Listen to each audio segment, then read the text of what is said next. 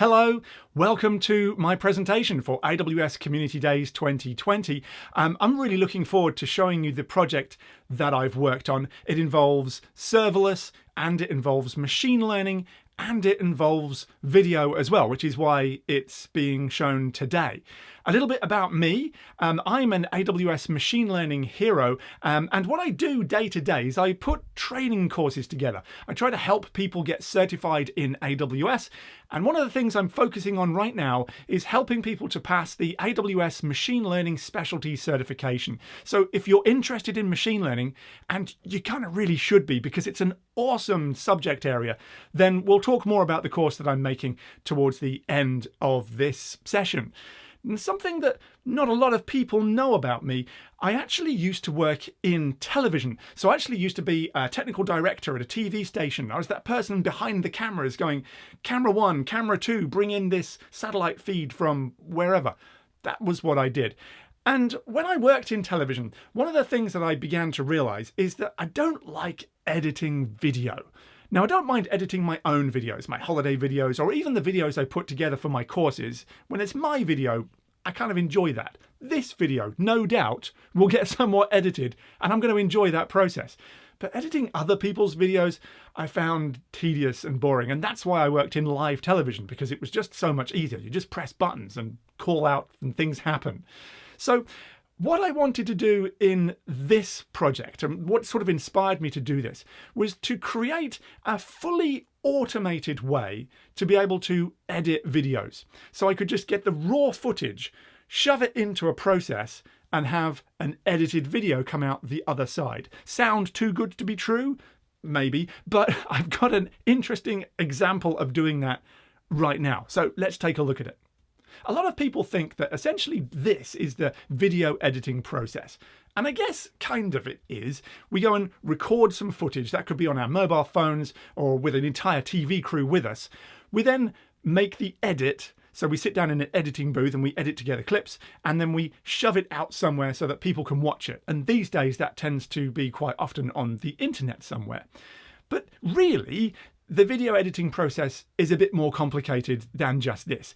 It kind of looks like this, where we have lots of steps in between those that we need to fill in as well. So after we've recorded the footage, we also have to get a shot list together. So we have to know what we've recorded and which bits of it we're interested in using.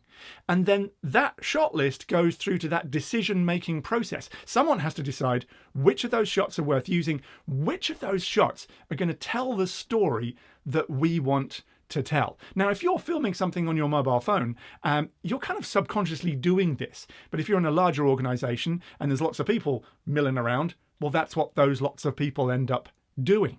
So after we've made those decisions about which clips we want, we can then go and do the editing process. We can grab the clips and essentially glue them together. Then we might have a rendering process. This is actually where the edit gets created into an actual file. Sometimes this happens behind the scenes with the editing software that we're using. Then we might need to do some transcoding because the internet is a big place. There are lots of different kinds of playback platforms all over the place. And we have to transcode the video such that it's going to work with the particular destination that we have in mind. And so there might be some transcoding to do. Then finally, we've got our video. We can upload that somewhere. Everybody can watch it. So there's quite a lot of steps to the process of creating a video. And this is the set of steps that I want to take a look at in this brief session. And this is the quite ambitious architecture that I want to put together. I want to be able to record something or have the video provided. Then I want to do some cloudy automation things. And Cloud is good at doing automation things, so we should be able to do that. And I want to produce a video. That's it. Put a video in one side, get an edited video out the other. Now, the video that I've chosen to demo this architecture is this one. It's Andy Jasay's 2019 reInvent keynote speech. It's 2 hours and 40 minutes long, and hopefully AWS don't mind that I'm doing this. But I'm not going to play it in its entirety. I'm going to get the automated video editing to actually look through this video and edit it for us. So what can we use? What service can we use to watch this video for us and basically extract out the contents of the video? Well, there's one of the machine learning artificial intelligence services that we can use, and it's this one. It's Amazon Transcribe. Now, what Amazon Transcribe is going to do is it's going to use natural language processing algorithms that AWS have figured out how to make work to listen to our video, and it's going to transcribe it into a text file. You can see from this snippet here, this is what the output will look like at an API level. We'll pass the video in and we'll get back a transcript of everything that's in that video. Now, it's 2 hours and 40 minutes long, like I said, so that's going to be a lot of text all in one big block. And that's kind of useful, but it also passes back this structure. This is every single word that's in that block of text split out into its start time and its end time. Now, this becomes a lot more useful when we're coming to edit the video later on. So now we can see what word is said when. Okay, so we've got the watching of our video down. This is what we're going to use. We're going to use Amazon Transcribe. Next, we need to understand the video. And to understand the video, we're going to use Amazon Comprehend. Now, Amazon Comprehend is another one of these artificial intelligence API-driven services. We can pass in documents, we can pass in sentences, we can pass in individual words, and we'll get back from Comprehend some natural language processing intelligence, if you like, about that word. You can see here that we've passed in the word more, and we're being told that it's an adjective. Now, that's a really simple use for Comprehend. Comprehend's capable of doing much more than that. In fact, it's capable of doing things like sentiment analysis. So we could pass in a sentence or a document and get back from it a score about its sentiment. Is it positive? Is it neutral? Is it negative? Or is it mixed? So we can get a score out of it. And with more time, I would like to involve more of Comprehend with this architecture. But for now, we're going to use Comprehend in a light way just to look at the type of language of a word. So is it an adjective? Is it a noun? Etc., etc. I'll show you how we use that in just a moment. So that's how we're going to understand. So we've got watch or listen and understand. Next, we have to move to decide. How are we going to decide how to edit this video together? And the best way to do that, I think, is with Lambda, because we can create a Lambda function, our own function of code, that can make a decision based around some rules that we've got. So we could say, I want to edit it with all of these words, or I want to edit these sentence structures out. And in this case, what we're going to do is I'm going to choose the most commonly used adjective that Andy and guests, because there are guests in this video too, that they use, the most commonly used adjective. I'm just going to snip all of those out and shrink it together into a concise adjective-filled video. Not altogether serious, but it could be kind of amusing. And you can see other applications for this technology as well. So we'll take the transcript out, we'll give it to Lambda to make that decision. It can then go and use Comprehend to say, okay, well, I found this really popular word in the video. Is that an adjective? Yes, it is. No, it isn't. If it is, and it's the most commonly used adjective, then we're going to take that and we're going to create what we call an EDL. Now, the EDL is not an Amazon term. It's not a serverless term or anything like that. It's an edit decision list. And it's kind of something that we use in video editing. We make an edit decision list, which is the choices that we've made of which clips we want to have in our final output. So with this Lambda function, what we've done is we've taken the transcript of the video, we've decided what we want to edit out, and we've made a list of all of the in and out points for that edit that we need to do, which is the edit decision list. So we're getting quite close. We've got to the point now where we know what we want. We now have to edit the video. And this is initially, I'm going to be honest, where I kind of came a bit stuck. I looked at getting an EC2 instance and getting some open source libraries and building up an instance or even a container that could do some video editing. And that's doable. But remember, I want to have this low maintenance. I don't want to have to look after a container. I don't want to have to look after an EC2 instance image. So I found after digging around in the documentation that guess what? AWS Elemental Media Convert can do this. So when I looked at that service when it first came out a few years ago, I thought it was mostly about converting video formats from one thing to another, or media files from one format to another. And it does do that, but it can also edit video. Who knew? I didn't know, but I do now, and so do you. You can actually take the edit decision list that we've created in a particular format, and we can pass it into this service, and it will edit the video that it's transcribing, essentially. So we can use a Lambda function to take this text file that we've created, this edit decision list, and trigger an Elemental Media Convert conversion job to go and create this file and stick the output ultimately in an S3 bucket. And that will be job done. So we've listened to the video, we've understood the video, we've made some decisions, and we finally edited the video, done some transcription, rendered it out and put it into an output bucket. So there's a lot of moving pieces here. There's a lot of services that need to be put together. If we look at them, we're using all the favorites. So we're using S3 and Lambda, as well as Transcribe and Comprehend and Elemental Media Convert. And all of these need to be somehow coordinated together. Now, there's ways of doing this, and serverless architectures are well known and well understood. And some of the simplest ones are just an event-based chain of events. So we have an S3 bucket. If we put an object into an S3 bucket, for example, a video file, then that can trigger off an event, which can in turn trigger off a Lambda function. And so that Lambda function can say, whoa, I've got a video. I now need to pass that into the next step of the process, which in this case is going to be to do a transcribe, to do a transcription job. Now that's fine, that works, but then what comes next? Well, we could take that transcription and we could itself put it into an S3 bucket, have another trigger on that bucket, have another Lambda function. But the trouble now is we're starting to lose the context of what it is we're trying to do. We have more steps that come after this transcribe job, or after comprehend, after the Elemental Media Convert comes next. There's all these little steps that we need to do. We somehow need to maintain state between all of these steps. I've laid enough clues in there as to what we're going to use for this. We're going to use AWS step functions.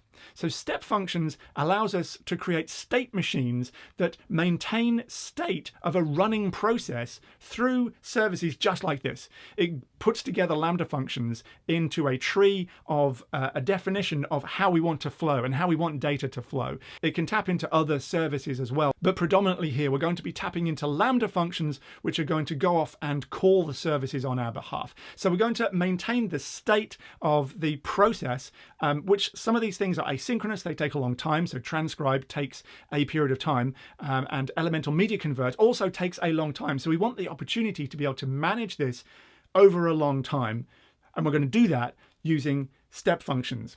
So let's jump into the console and have a look at what this actually looks like. We'll take a look at a couple of the Lambda functions and we'll actually have a go with this and see if it works. Of course it works, otherwise I wouldn't be telling you about this, but let's go and see it working.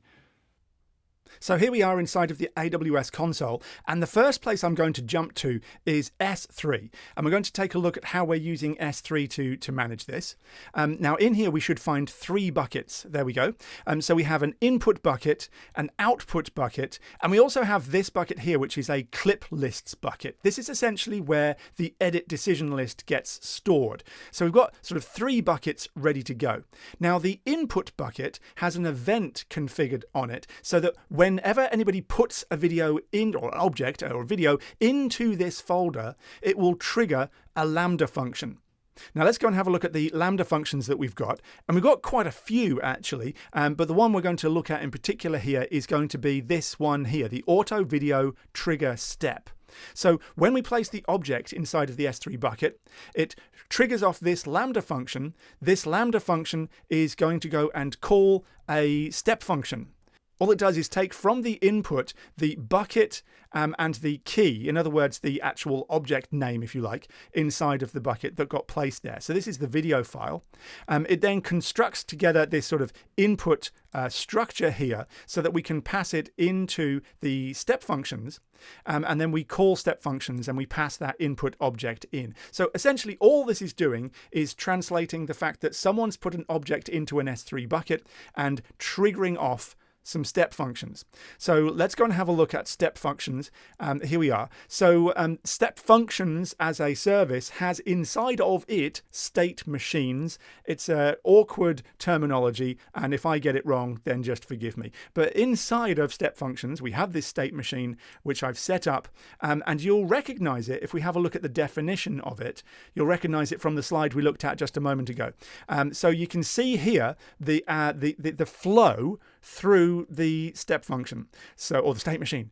So it comes in and what it does first of all, so you remember we've placed an object into a bucket. The Lambda function has then called this. We then go and call the transcribe function. And the transcribe function is going to send the video to the transcribe service to get the transcription. Now that is an asynchronous call and it takes a while. So we enter into this wait loop here, which is a mixture of how state machines work and also a Lambda function which will every time it's called, check to see if that transcription job has finished. Eventually, when it has finished, we'll pass the transcription onto clipword. And clipword is a Lambda function. If we just take a look at this now, clipword is a function which will find the most used adjective. This is what we were talking about before. So we shall actually take the transcription and it will then look through it, getting all of the unique words and counting all of the unique words. Once it's done that, it will then order the list of unique words by the most used word, which is actually probably a full stop or the word or something like that, a. But it will take that list, once it's found that list, and start to pass it through to comprehend. So you'll see here, we're actually calling the comprehend API, and we're saying, is this an adjective? And if it's not, then we'll carry on until we hit something that is an adjective. And then as soon as we found that, we'll stop, because we don't want to classify every single word in the video. And as soon as we found that, then we found the most commonly used adjective. So coming back to our step functions, that's then going to pass it into edit list, which is going to create our edit decision list. The only thing that has to do really is take those timings for those words and convert it into seconds and frames, or minutes, or actually hours, minutes, seconds, and frames rather than hundredths of seconds, because we're dealing with media files. We need to deal with frames, not hundredths of a second.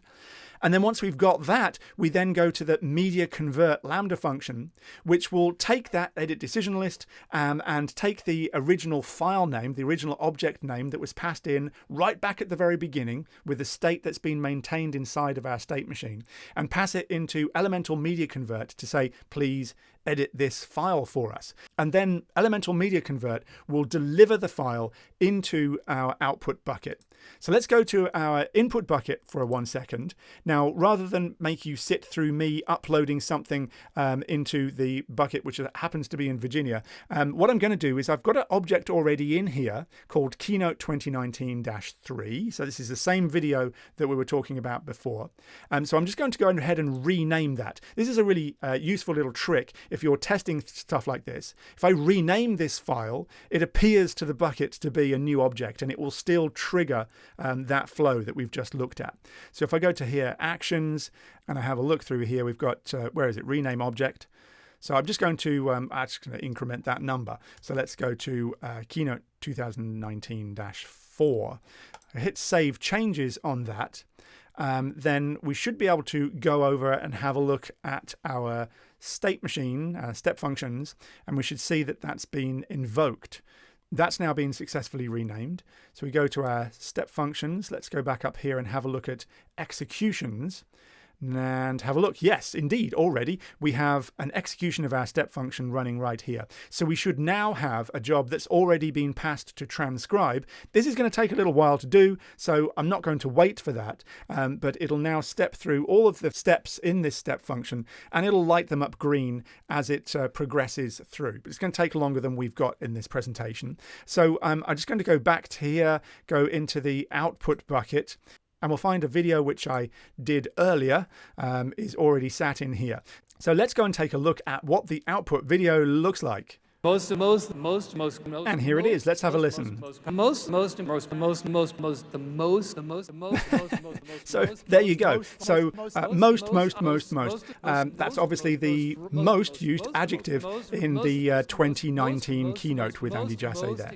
Okay, so I thought that was kind of funny. It kind of worked. So what could you actually use this for? Well, clearly, this is an amazing video. I don't know why you'd want to do anything different to that. But in reality, there are some real-world practical applications for this. Imagine if you've got recorded meetings. If you've got recorded meetings and you want to convert that Lambda function to do something slightly different, pull out the questions that were asked at the end of the meeting. We could use this for media monitoring. And how about this? We could create an video editing word processor. Say, I want all of these words, and I want to glue those together in an output video. That's something fun that we could do with this technology as well. I said before at the beginning of the video that I deal with machine learning and I help people learn machine learning predominantly. And right now I'm helping people to pass the AWS Machine Learning Specialty Certification. It's an amazing certification to get, and it's an amazing subject area to be in. Now, the course that I've put together includes actually going from no knowledge about machine learning at all through what machine learning is, the different algorithms that we use in machine learning, and the different types of machine learning and different types of algorithms, all the way through to actually building our own algorithms, building our own machine learning models, and actually getting hands-on with machine learning inside of a build environment that we build hands-on in the actual course. So it's very in-depth and it's very hands-on, and I'm having a lot of fun putting this together. It's in early access now, so it's still being made. Now is the time to jump in and make sure that the course delivers what you want to see. So go and take a look, and please do connect with me on LinkedIn as well. That's where I talk a lot about machine learning and projects like this, and we have fun there too. So if you would connect with me over there, I'd love to see it. And I'm now going to be available, with any luck, to answer questions if you have them about the presentation that I've put together for you today.